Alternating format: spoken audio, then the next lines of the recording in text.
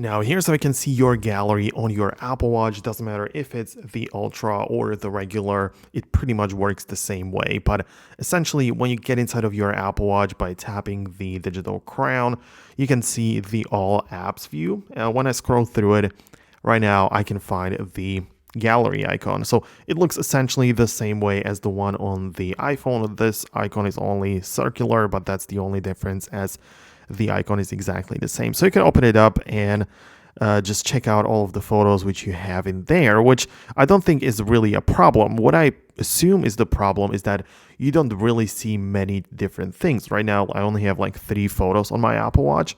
So how can I see more?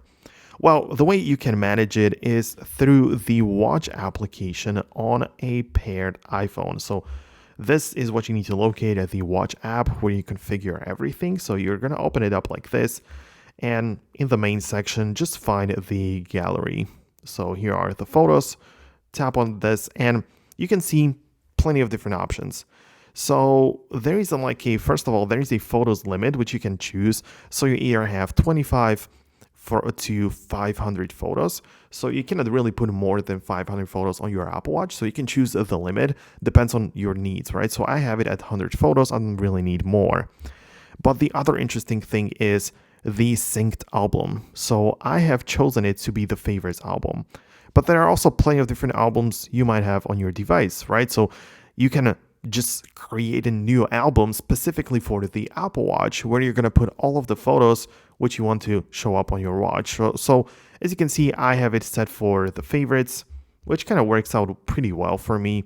Whenever I want to add a new photo to my watch, all I have to do is just to click the heart icon, and then it is going to show up on the Apple Watch. So I kind of like it that way, right? So you can see I have a couple of photos right here. I want to click on the heart icon.